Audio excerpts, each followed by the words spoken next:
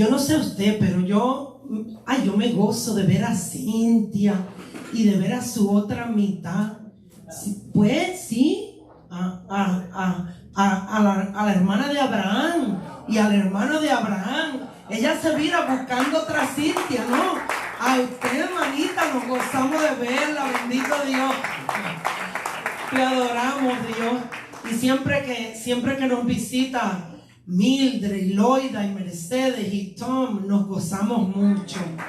¿Usted sabe por qué nos gozamos? Porque es bueno que los hermanos habiten juntos en armonía. Fíjese si es bueno que dice la palabra de Dios que donde a los hermanos habitan y habitan juntos y en armonía, allí envía Jehová bendición y vida eterna. Así que cómo no va a ser bueno, bendito Dios. Mire, durante el devocional yo me gocé mucho, pero sobre todo con la última canción, porque yo me imagino que usted es como yo, al que la palabra habla de que los hombres a los cuales le ha sido alumbrado el entendimiento. Y en otra ocasión la Biblia habla de hombres a los que no les ha amanecido. De modo que aquel hombre que no ha tenido una revelación de Dios, un entendimiento de Dios, un encuentro con Jesucristo, no lo digo yo, lo dice la palabra, dice que a esos hombres no les ha amanecido. Y usted sabe que cuando no ha amanecido, lo que prevalece es la oscuridad, lo que hay es tiniebla. Pero aquellos a los que nos ha amanecido, aquellos de nosotros sobre los cuales visto el sol de justicia, aquellos de nosotros que se nos ha alumbrado el entendimiento, que estamos en Jesucristo, ¿cómo nos gozamos de entender que somos amados por Dios? Y usted a lo mejor dirá, bueno, pero todo el mundo debe saber que es amado por Dios. Usted sabe que hay personas que no se sienten dignas del amor de Dios, porque verdaderamente no comprenden el amor de Dios, que no es un amor condicional.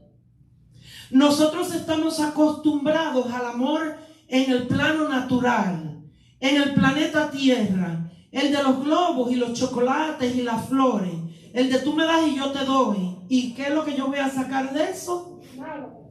Ese es el amor al que nosotros estamos acostumbrados. Pero cuando nosotros somos expuestos a la verdad del amor de Dios, de un amor incondicional, y fíjese si es incondicional que dice la palabra, que cuando nosotros estábamos muertos en delitos y pecados, Jesús murió por nosotros. Él no dijo, déjame ver, yo voy a esperar. Y si yo veo que hay un pequeño cambio, si me da una indicación de que Él se va a acomodar, entonces yo voy a la cruz por Él. No. Cuando nosotros estábamos en tiniebla, cuando no habíamos hecho paz con Dios, cuando no nos importaba para nada la casa de Dios, la palabra de Dios, la persona de Dios, los estatutos de Dios, ya Dios nos había amado. Y no con un amor de palabras, con un amor probado. Un amor que fue probado en la cruz. Un amor que lo dio todo por nosotros. Y yo me gozaba en mi silla y yo decía, Señor, tú eres perfecto, porque de acuerdo a lo que yo voy a traer en esta tarde como palabra, va muy bien con esta última alabanza. Decía esa última alabanza que no hay oscuridad que tú no alumbres, y no hay muro que tú no derrumbes, y no hay mentira que tú no eches por tierra, para que yo pueda ser expuesta, pueda amarte, pueda gozar de tu amor. Y algo tan sencillo como cuántas veces nos ha susurrado Satanás, es que tú no te mereces el amor de Dios. Y si nosotros fuéramos de aquellos que conversan con él, le diríamos, tienes toda la razón. Esa es una de las pocas verdades que tú has dicho en tu existencia. Yo no me merezco el amor de Dios. Él me ama aún sin yo merecerlo. ¿Cuántos obstáculos no han sobrepasado Dios para llegar a donde nosotros, para revelarse a nosotros? Y vamos a hablar en esta tarde, vaya buscando en el libro de Apocalipsis, y voy a comenzar haciendo referencia a par de versículos del capítulo 1, aunque vamos a hablar del capítulo 2. Y Señor, tú sabes que eres el invitado de honor. El invitado de honor, el componente indispensable, el único que no podía faltar en esta reunión, que todo lo que somos y lo que hacemos es por ti y para ti, y deseamos hacerlo en ti. Así que ahora nosotros te pedimos que, igual que nos permitiste ofrendar y nos has permitido cantarte, traerte ofrendas de cántico, de adoración, de alabanza, que ahora tú tengas a bien alimentarnos con tu palabra y continuar alumbrando nuestro camino, porque tu palabra es luz a nuestro camino, es lámpara a nuestros pies, es lumbrera a nuestro camino. Señor, nosotros te suplicamos que no solo tú nos hables en esta tarde, sino que tú nos ayudes, nos seas propicio y pongas en nosotros el querer y el hacer tu voluntad. Por favor, Señor, que nosotros seamos no oidores olvidadizos, no hombres que se miran en un espejo y se les olvida su imagen, sino aquellos que constantemente están yendo al espejo de tu palabra y nutriéndose del pan de vida que es tu palabra y poniendo por obra tus mandamientos. Eso te lo imploramos en el nombre de Jesús y sabemos que tu Espíritu lo hará en nosotros. Gracias, Dios. Dice el libro de Apocalipsis, a mí me llamó muchísimo la atención. El Señor me ha estado inquietando sobre la vida de los discípulos, aquellos 12 hombres que Dios escogió para comenzar su iglesia, comenzar a propagar el evangelio, y cómo ellos murieron y cómo vivieron, etcétera. Y el único que murió de muerte natural fue el apóstol Juan. Pero el apóstol Juan no estuvo exento de vicisitudes, de grandes retos, de grandes pruebas. Porque es imposible que usted sea un siervo de Jesucristo y que su fe no sea probada. Eso es imposible, es incongruente con la fe. La fe, como el oro, tiene que ser probada, y unas veces es para Dios sacar lo mejor de usted, y en otras ocasiones es hasta para que usted se dé cuenta de lo que hay dentro de usted. De hecho, la palabra dice que Dios llevó al pueblo de Israel a Egipto y lo dejó en el desierto dando vueltas, y dice que aquella jornada que estaba supuesta a ser corta, Él permitió que fuese una jornada larga y difícil, y entre los objetivos a alcanzar era que ellos descubrieran qué había dentro de ellos.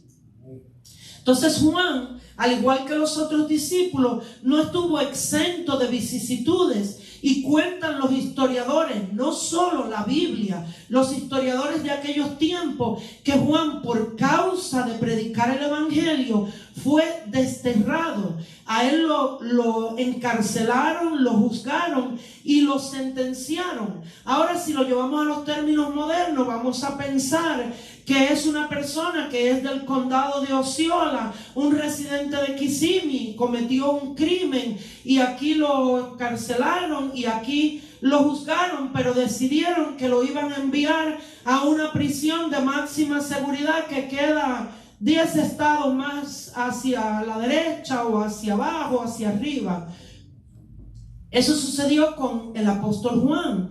Dice que lo destierran. Parte de su sentencia es enviarlo a una isla hostil, a una isla terrible. Era el castigo, ir a trabajar a canteras, a trabajo forzado, a escasez de alimento, a duros tratos. Lo envían a Patmos.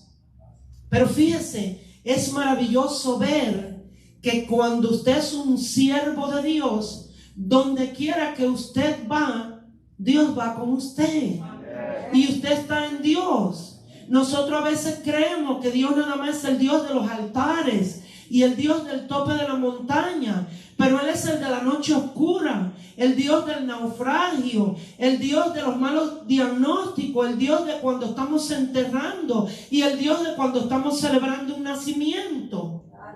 Y está Dios con Juan en Patmos y escoge un día donde le hace una revelación, tiene una aparición, y comienza el apóstol Juan diciendo, yo hablaba esta mañana con mi esposo y yo le decía, wow, es impresionante las vivencias que Juan tuvo con Jesús. Fíjese que a Juan lo llamaban el discípulo amado. Juan era como el tongoneado, el consentidito de Jesús.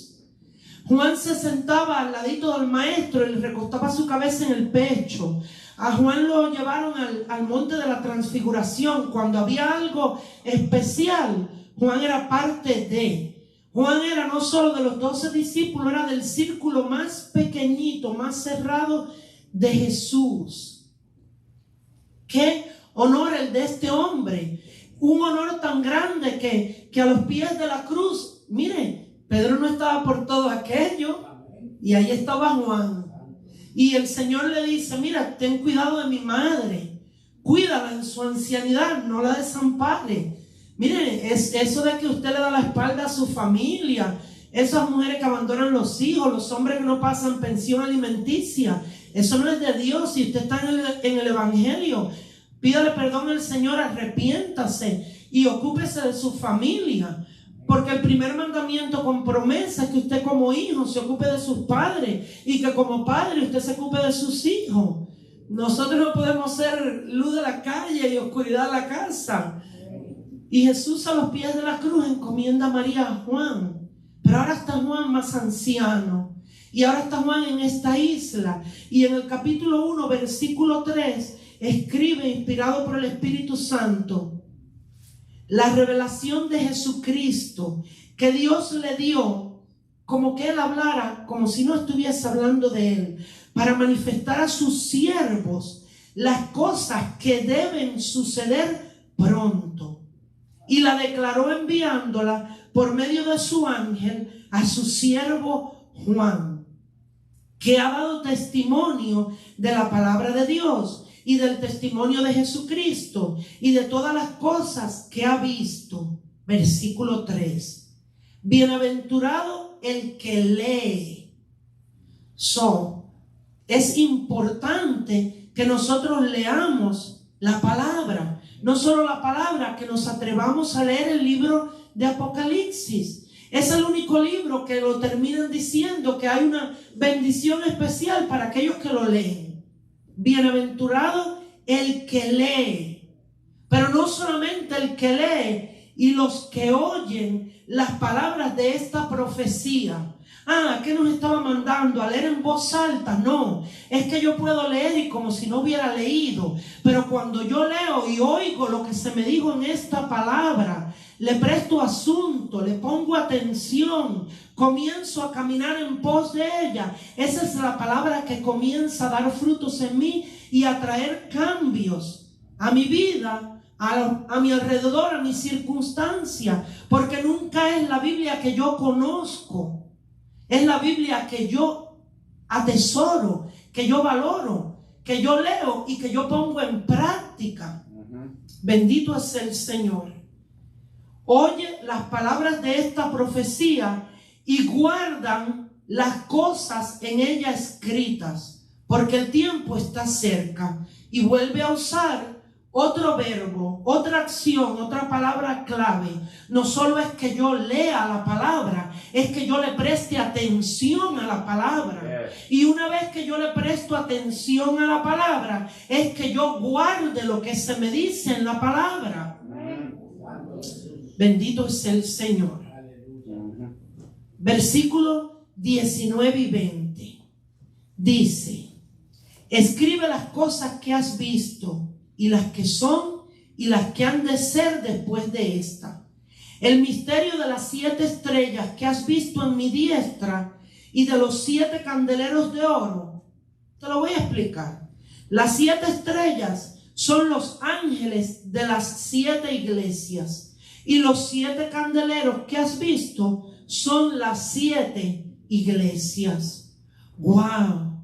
Yo leo eso y eso a mí me impacta. Porque la hermana que trajo nuestra pequeña cápsula evangelística a beneficio de aquellos que nos están sintonizando por las redes sociales, si usted no va a escuchar la palabra en la radio pues la condensamos y solo sale el mensaje, pero en las redes sociales se transmite el mensaje completo, todo nuestro servicio.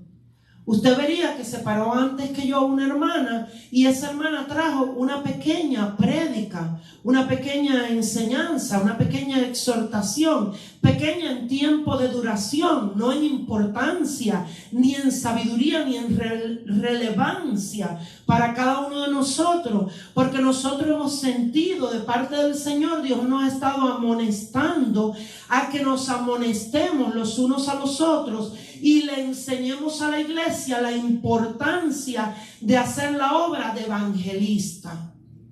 Yo no solamente me puedo conformar con yo haber conocido al Señor, yo no puedo ser como esos leprosos del libro de Nehemías que encontraron un banquete, se vistieron, se llenaron, pero volvieron en sí. Se les prendió el bombillito y dijeron: Israel se está muriendo de hambre, de peligro, de necesidad, y nosotros hemos encontrado tesoros, comida, banquete, riqueza. Si nosotros nos callamos y nos descubren, nos van a matar, y no se merecían menos.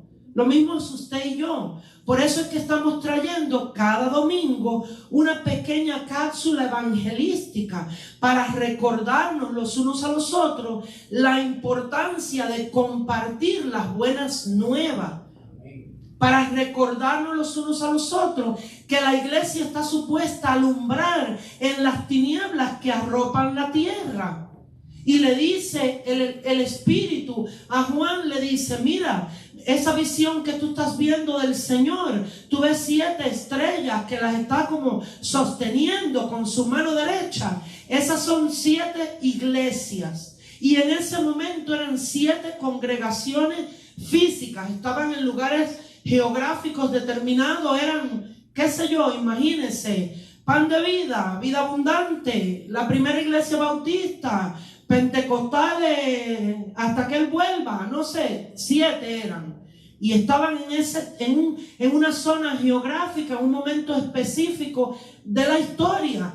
Y el Señor le da un mensaje para cada uno de esos pastores. Pero si usted se va un poquito más allá, si usted de lo que le gusta bogar mar adentro en la palabra, si la palabra se ha convertido para usted en un tesoro, entonces usted no solamente la lee, porque hay que leer la Biblia en un año. Bueno, eso está bien. Para empezar, pongámonos pequeñas metas. Un capítulo de Proverbios, un salmo cada día y un capítulo de otro lugar. Eso está bien, hay que empezar en algún lugar. Pero 10 años más tarde no podemos estar en el mismo lugar, leyendo el Salmo 23 y con la Biblia abierta en el Salmo 91. Porque esto es un tesoro inagotable, una fuente inagotable de vida y de riqueza. Entonces le dice el Señor: mira, son 7 iglesias, pero va más allá de ser esas 7 iglesias a las que ahora se les va a entregar esa carta. Son la representación de 7 momentos en la historia de la iglesia. Esa iglesia que nació en la cruz y esa iglesia que no morirá nunca porque recibió vida de un Dios eterno. Esa iglesia que somos tú y yo a través de las edades. Bendito Dios. Y entonces dice el versículo 20: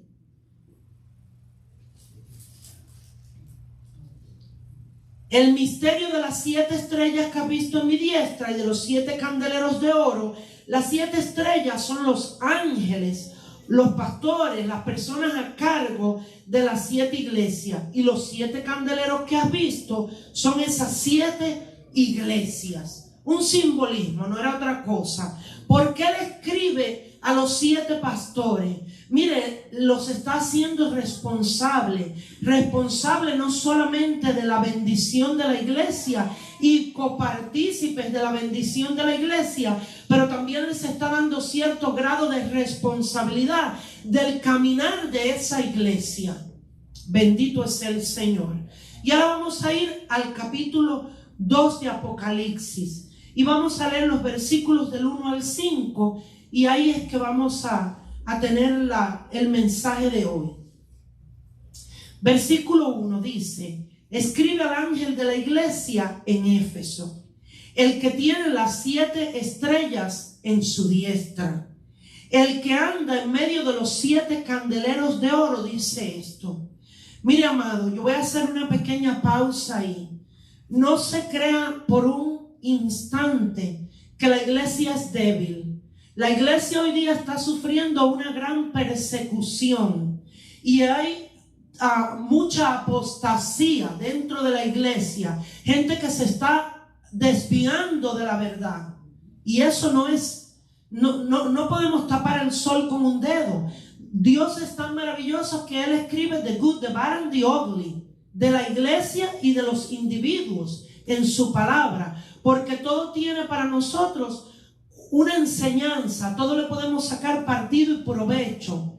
Pero la iglesia la sostiene el Señor con su diestra. En primer lugar, la iglesia no es de los hombres, nunca ha sido y nunca será. Usted y yo somos administradores de la gracia que se nos ha concedido. Seamos pastor, maestro, intercesor, evangelista, apóstol, el título que usted tenga, el llamado que Dios le haya hecho. Usted es un administrador. A usted le han dado por un periodo de tiempo ciertos recursos que son divinos para que usted los administre, los maneje, y que los maneje con temor y temblor, sabiendo que el dueño de esos recursos regresa, y que cuando regrese le tenemos que dar cuenta que nosotros hayamos hecho con esos recursos. Por eso es que hay una parábola que dice que él se va y pone unos a cargo, y cuando regresa se encuentra golpeándole sus trabajadores. Y no le fue de agrado al dueño de aquella granja, de aquel terreno, de aquel negocio. La iglesia la sostiene el Señor, que es su dueño, con el poder de su diestra. Deje que le pique la curiosidad y haga un pequeño estudio sobre la diestra de Jehová, para que usted va a ver que no es blandengue, no es una diestra de un amateur. El Señor no es un principiante, no es una diestra vacilante. Hoy sí puedo, pero ya mañana no pude, deja ver. Vamos a ver, todo depende de si sube la bolsa de valores o baja. Mire, Dios no necesita de nada ni de nadie para Él llevar su plan en el planeta Tierra. Usted y yo debemos tomar como un gran honor el que nos, mire, no solamente que le sirvamos. El apóstol Pablo decía que él consideraba, y el apóstol Pedro, hasta un honor el que ellos pudieran padecer por la causa de Cristo. Olvídese servirlo, hasta padecer por la causa de Cristo. La palabra dice que ni las puertas del infierno prevalecerán contra la iglesia de Jesucristo. Ni las puertas del infierno. Mire, yo me recuerdo muchísimos años atrás. Yo era muy joven en el Señor y muy apasionada por el Señor desde entonces. Y yo me recuerdo que nuestra congregación estaba pasando un periodo bien difícil. Había sucedido algo dentro de la congregación súper lamentable, y había sacudido de esas cosas que sacuden hasta los cimientos de la iglesia y que entristecen a aquellos que sudan, que lloran, que se dan para que esa congregación pudiera ser. Y yo me recuerdo vívidamente que era el devocional, el tiempo de la adoración. Y yo tenía mis ojos cerrados y estaba llorando y yo le estaba diciendo, Señor, ¿qué va a pasar con esta iglesia? Mira, tú conoces la situación que se está atravesando, hasta cosas legales. Fue muy desagradable. Y fue la primera vez que yo escuché el Señor hablarme tan claramente a una persona que tal vez tenía 2, 3 años de convertida en su silla y decirme, las puertas del infierno no prevalecerán contra la iglesia de Jesucristo. Miren, este libro la describe a la iglesia, a la novia del Cordero, esclarecida como el sol, hermosa como la luna. Dice, imponente como ejércitos en orden. Esa iglesia que él sostiene con su diestra, con su diestra. Y usted y yo somos parte de esa iglesia, piedras vivas de ese templo, la honrosa novia del Cordero, a la que se le ha concedido que se vista de lino fino. Usted nunca se puede sentir cualquier cosa, ni sentirse, ni actuar, ni caminar como usted fuera cualquier cosa, porque usted no es cualquier cosa. Usted es la iglesia del Señor. Bendito Dios. Y le dice el Señor a su iglesia, yo conozco tus obras y tu arduo trabajo y paciencia, y que no puedes soportar a los malos, y has probado a los que dicen ser apóstoles y no lo son, y los has hallado mentirosos, y has sufrido y has tenido paciencia, y has trabajado arduamente por amor de mi nombre, y no has desmayado. Pero tengo contra ti que has dejado tu primer amor. Recuerda, por tanto, de dónde has caído y arrepiéntete y haz las primeras obras. Pues si no, vendré pronto a ti y quitaré tu candelero de su lugar, si no te hubieres arrepentido. Y lo voy a dejar hasta ahí. Bendito es el Señor.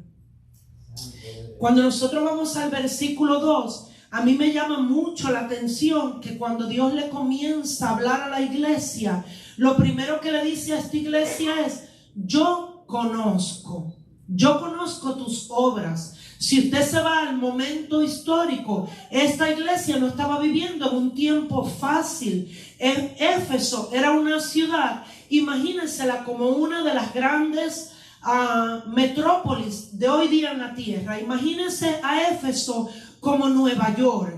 Imagínense a Éfeso como Miami, como Chicago. Tenía puerto, era un sitio de gran prominencia económica, cultural, y tenía una población grandísima. Era una ciudad súper moderna, con estructuras que hasta hoy día van los turistas a ver. Una arquitectura, lo que llaman avant-garde, muy por delante de sus tiempos.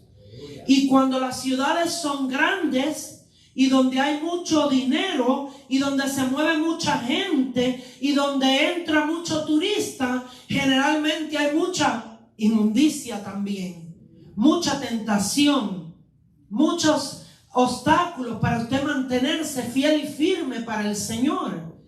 Y el Señor le dice a ellos, un lugar donde había mucha idolatría, yo conozco. No te vayas a creer ni por un instante que yo estoy distante en los cielos, ajeno a tu realidad. Y yo creo que es algo que nosotros debemos recordar constantemente, no solo dentro de nuestra vida ministerial, a beneficio de cada uno de nosotros, llevarlo al plano personal. Nosotros le servimos a un Dios que conoce, un Dios que sabe lo que yo estoy pasando, un Dios que me llama por nombre. Tanto así que dice que antes de que mi madre me llamara por nombre, antes de que hicieran, o como hoy día, la ecografía en tercera dimensión. Mire, la ciencia se ha multiplicado tanto en cumplimiento de esta palabra que dijo, nos anunció que la ciencia se multiplicaría exponencialmente, que ahora no solamente las ecografías son que usted puede ver al niño, mire, lo único que le falta es olerlo y tocarlo, pero a beneficio de los invidentes. Hoy día hacen ecografías que usted no mira, sino que palpa el rostro de su bebé mientras está en el vientre. Ahí hemos llegado nosotros. Muchísimo antes de eso, ya ese bebé Dios lo llamaba por nombre, lo conocía. Ya antes de estar en el vientre de tu madre, dice la palabra que Dios había preparado de antemano. Nunca piense que Dios está inventando. Ay, a ver cómo me saca de esta. Ay, ¿con qué resolverá el Señor? Dios no adivina ni improvisa. Dios tiene un plan que es eterno. Un plan que es eterno. Él conoce el fin desde el principio. Él sabía el día que íbamos a hacer paz con Él, y Él sabe los días que vamos a serle más fieles y menos fieles. Pero había preparado de antemano obras para que usted y yo camináramos en ella. A mí me maravilla que aún en el Viejo Testamento usted sabe que hay una mujer.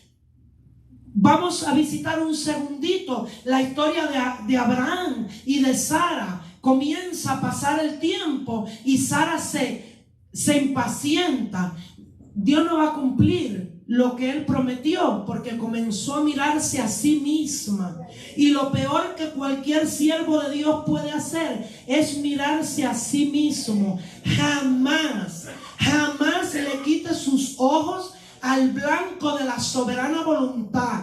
No escuche los vientos, no fije su vista en la tormenta, no mire a su derecha, no mire a su izquierda, porque el que ha puesto su mano en el arado tiene que ir derecho y de frente con su meta que es Cristo. Sin embargo, bendito Dios, esta mujer le da un plan B a su esposo.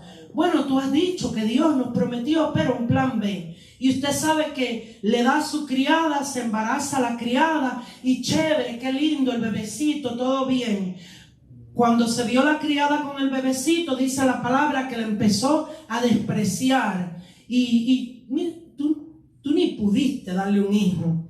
Y se le alzó y empezaron las dos mujeres a reñir. Y usted sabe que la historia bíblica dice que ella le pidió a Abraham, le dijo: este no es mi problema, este es tu problema.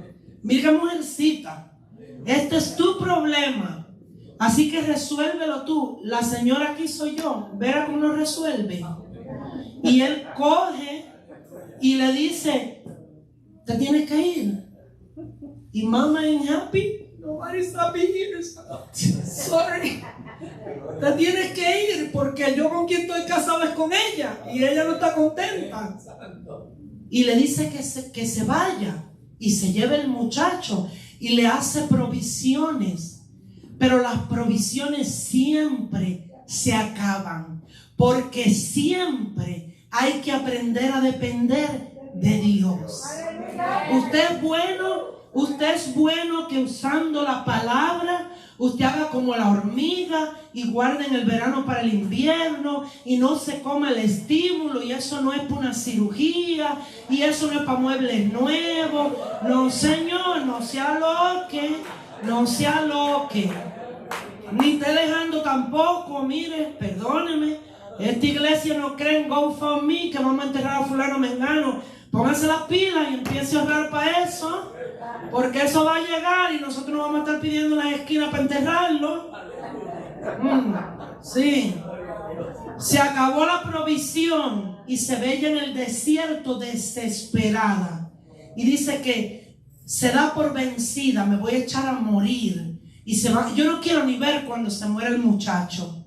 Y escucho una voz del cielo que le habla y le dice: no te vas a morir, mira un poquito más adelante, hay comida, hay agua. Y no solamente eso, porque Dios al que ama lo corrige, le dice a ella: hágame un favorcito, séquese las lágrimas, bébase un poquito de agua, recoja a su muchachito y regrese. Y no usted no va solamente a regresar, va a regresar mansita y calladita. Yo no me lo estoy inventando. Léase la Biblia. Mire, esto es más interesante que las novelas. No pierda tiempo en Netflix. Ahórrese la suscripción de Netflix. Bendito Dios. ¿Y qué es lo que sale de la boca de Agar? Yo he experimentado dioses de palo, dioses de plata, dioses de oro, dioses que son vacas, dioses que es el sol, dioses que es la luna. Pero este está vivo, vivo y me ve, vivo y me ve. Lo llama el viviente que me ve.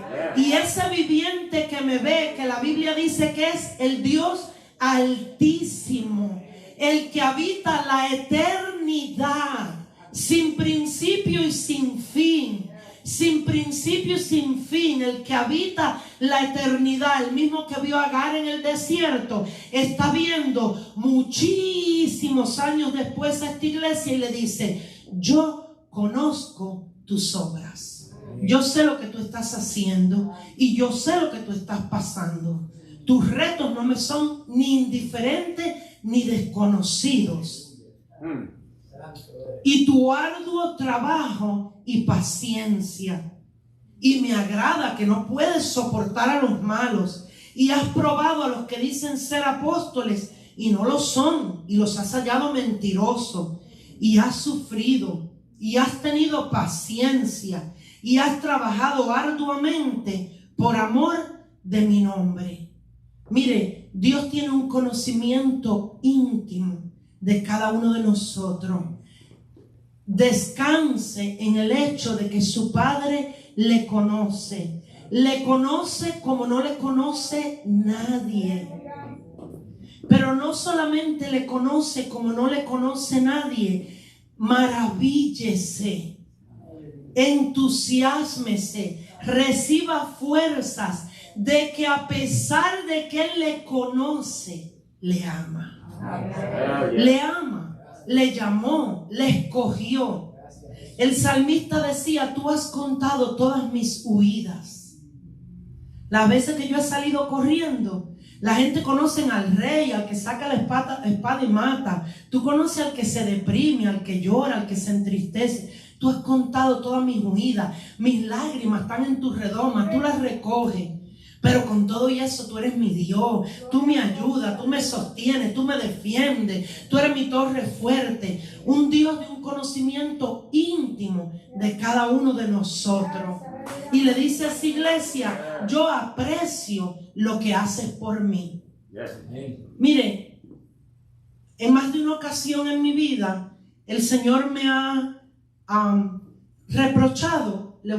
Voy a usar la palabra reprochar, por no tener un mejor vocablo, por no saberme expresar mejor. Me ha reclamado que me he afanado tanto con el ministerio que yo he descuidado mi relación con Él. Si usted se lee con paciencia en su casa la historia de esta iglesia era una iglesia que trabajó duro para el Señor. Consideran los historiadores que ya llevaba unos 40 años de fundada. La había establecido el apóstol Pablo. Y había trabajado arduamente, y había pasado persecuciones, y había llorado, había tenido padecimientos por causa de la causa de Cristo.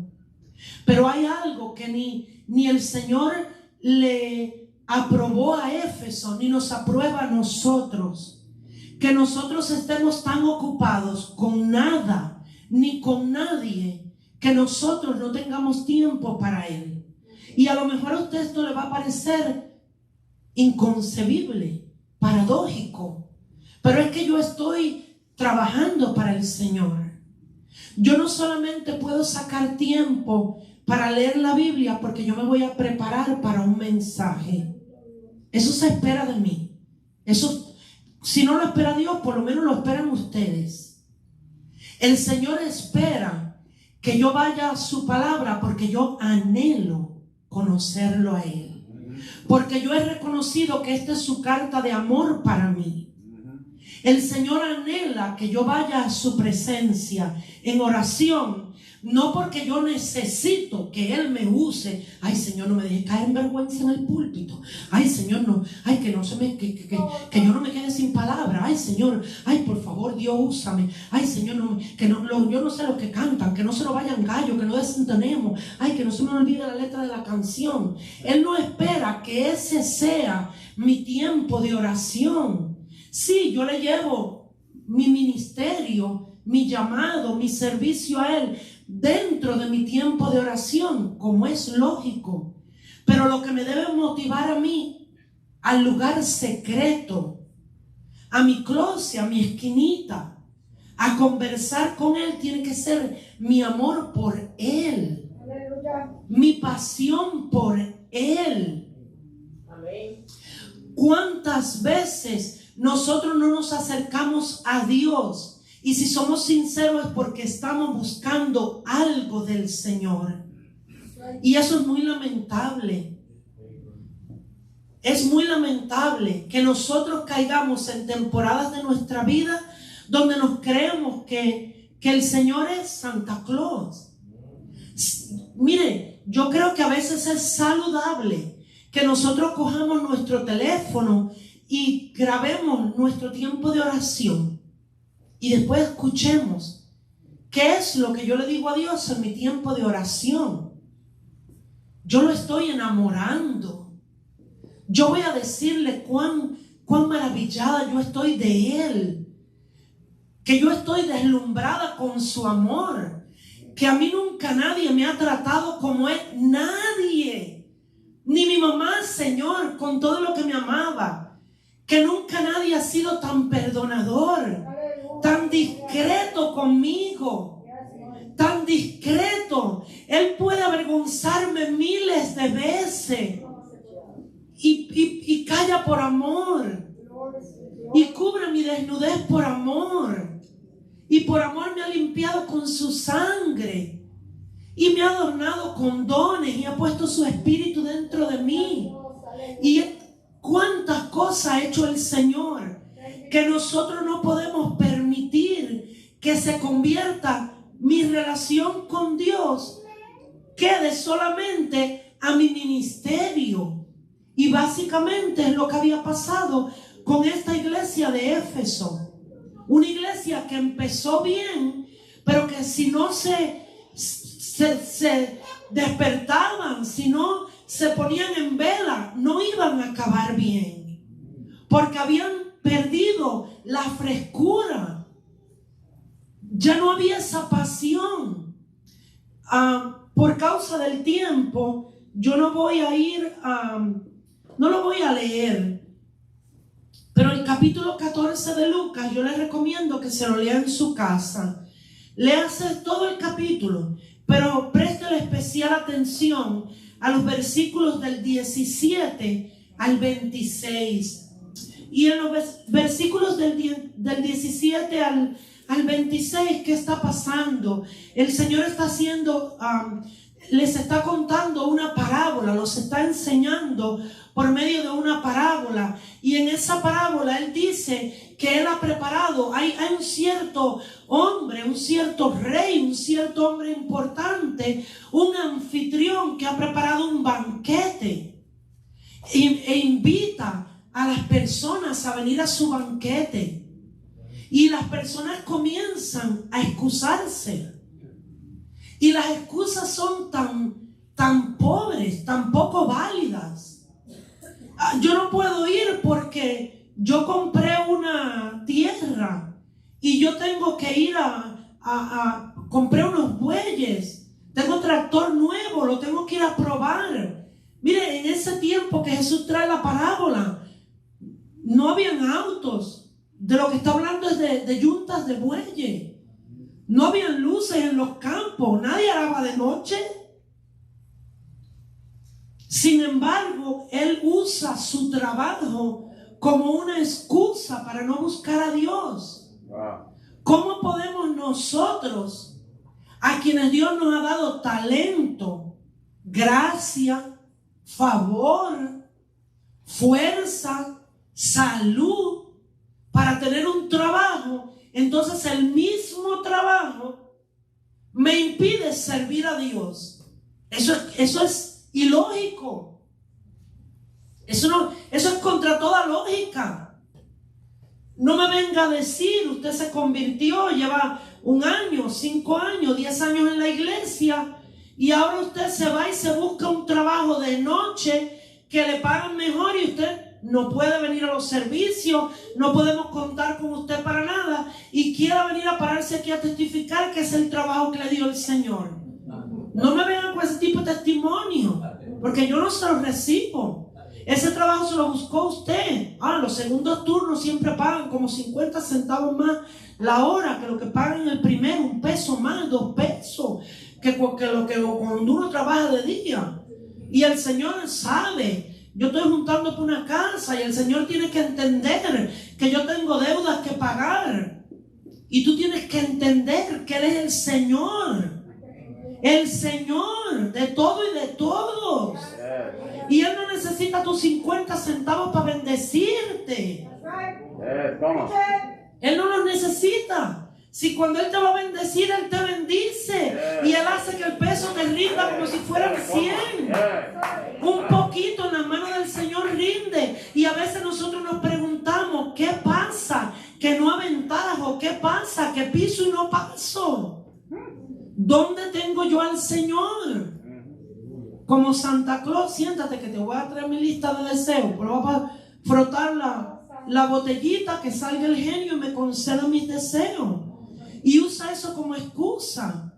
Otro de los hombres, miren, los banquetes en ese tiempo eran de noche. Ese tipo de fiesta lo hacían de noche. Otro de los que se excusan le dice, no, yo quisiera, yo de verdad, pero yo estoy recién casado. La ley en Israel decía que los recién casados por 1 año lo eximían de la guerra.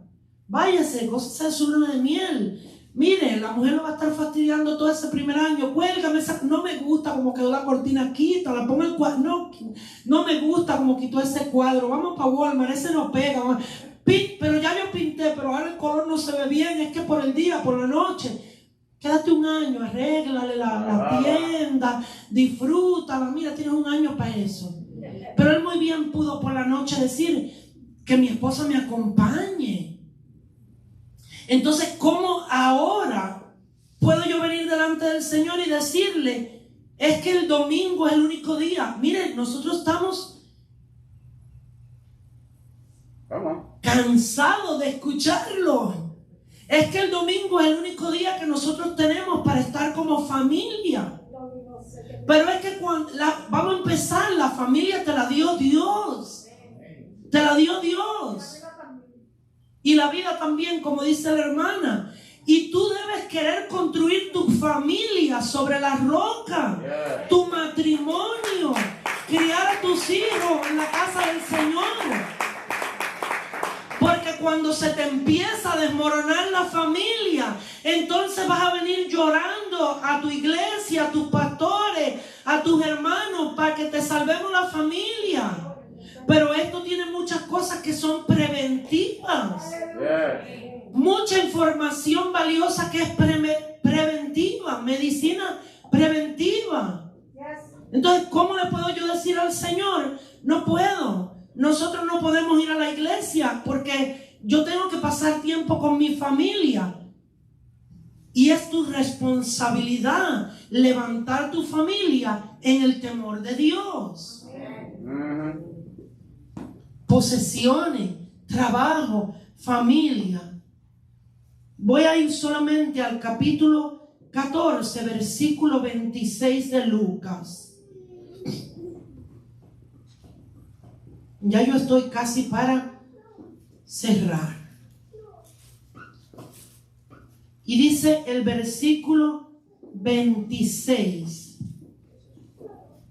Si alguno viene a mí y no aborrece a su padre y madre y mujer e hijos y hermanos y hermanas y aún también su propia vida, no puede ser mi discípulo. Y el que no lleva su cruz y viene en pos de mí, no puede ser mi discípulo. Usted puede decir con la boca lo que usted diga, pero usted no es un siervo de Jesucristo. Usted no se está sometiendo al señorío de Jesucristo. Usted es un simpatizante de la iglesia. Usted tiene cierto afecto por el Señor. A usted le parece Dios bueno, pero Jesús no es su Señor. A lo mejor para usted es un tremendo maestro, es un profeta, pero no es su Señor. Porque si usted es su Señor, entonces usted se somete al señorío de Él. Dice este versículo que el que no aborrece, y siempre yo he leído ese versículo y yo digo, wow, Señor, esas palabras son bien fuertes. En español hasta parecieran ilógicas.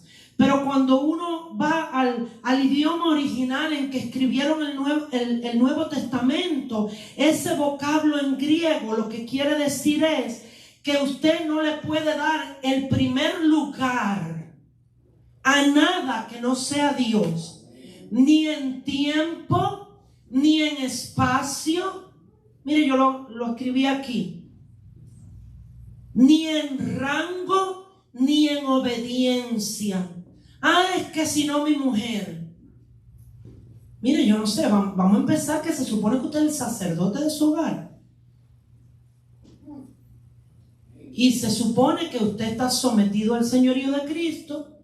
Y después viene usted como sacerdote y su mujer debajo de la cobertura suya. Entonces dice este versículo que nosotros no podemos tener nada ni nadie por encima de Dios. Ni en tiempo, ni en lugar, ni en gobierno, ni en autoridad. Nada ni nadie. Ha habido ocasiones porque a todos nos llega el día. Dios nos prueba a todos. Que nosotros hemos tenido que decirnos el uno al otro, decirle a nuestras hijas, para nosotros lo primero es Dios. Lo primero es Dios. Y eso no es negociable. Eres más que bienvenida a venirte con nosotros para la iglesia, porque ya pasaron el tiempo. Antes no, antes usted, ve, cuando eran menores de edad y estaban en casa, no, eso no es opcional. Usted viene porque viene y viene y vaya arreglando la cara por el camino, porque si no, yo me aseguro de que yo se la arreglo. Viene porque viene. Pero como ya están adultos, miren, nosotros vamos para la iglesia. Nosotros hemos sabido tener despedida de año aquí y nuestras hijas son espectaculares, llaman mucho al Señor. Ay, pero nosotros no queremos despedir el año en la iglesia. Bueno, mi vida, entonces pues ahí hay de que comer en la nevera y usted sabe, el servicio comienza a las 9. Si lo desean despedir con nosotros, nosotros vamos para la iglesia, ya saben dónde encontrarnos. Pues nosotros nos vamos a quedar aquí, pues feliz año. Las vemos por la mañana. Pero miren, al ratito como que entra consejo y sabiduría. No, nosotros no vamos a ir con ustedes. Pues qué bien. No, Satanás. El primer lugar es del Señor.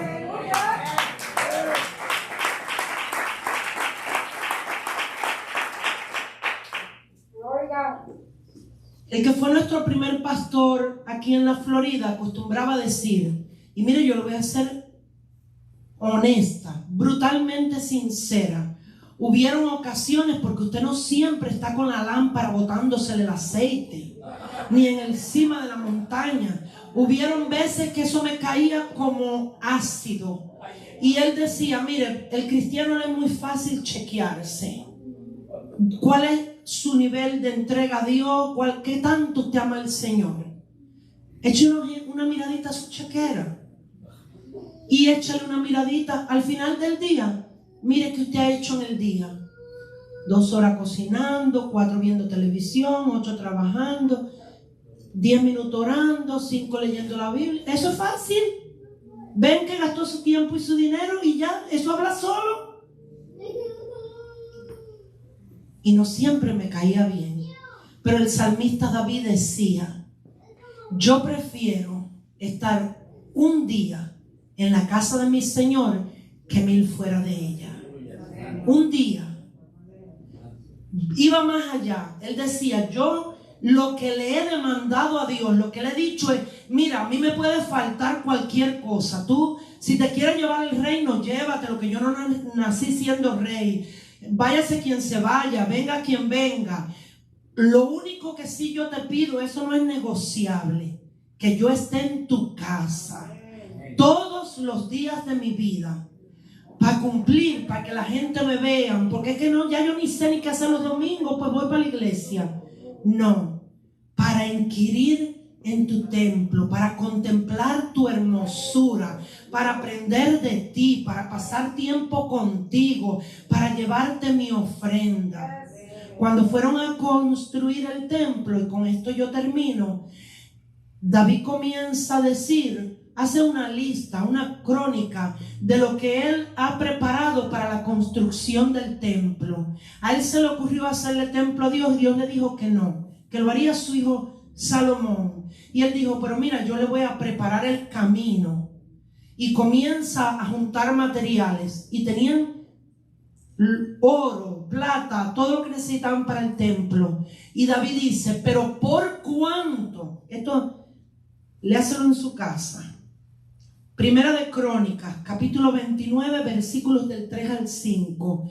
Y David comienza con estas palabras: pero por cuánto mi afecto, mi corazón, mi amor está en la casa de mi Dios, está en mi Dios. Yo, aparte de lo que el pueblo ha dado, de lo que la gente ha ofrendado, yo, el rey, he separado esto y esto y esto para la casa de mi Dios. Dice el Señor a la iglesia a través de las edades: no solo es que trabajes para mí, yo sé que te cuesta, yo sé que envuelve sacrificio, yo sé que envuelve sufrimiento, yo sé que muchas veces te niegas hasta a ti mismo, pero no puede ser el ministerio el centro, ni la familia el centro es el Señor. Y Dios nos anima a regresar al primer amor, a ese primer amor que ¿qué es? Nada es más importante que ti. Yo prefiero estar contigo pan y cebolla, Señor, que se vayan todos, que me falte todo, que no venga nadie, que no me inviten, que no me busquen, que no me quieran, después que yo te tenga a ti. Regresemos al primer amor.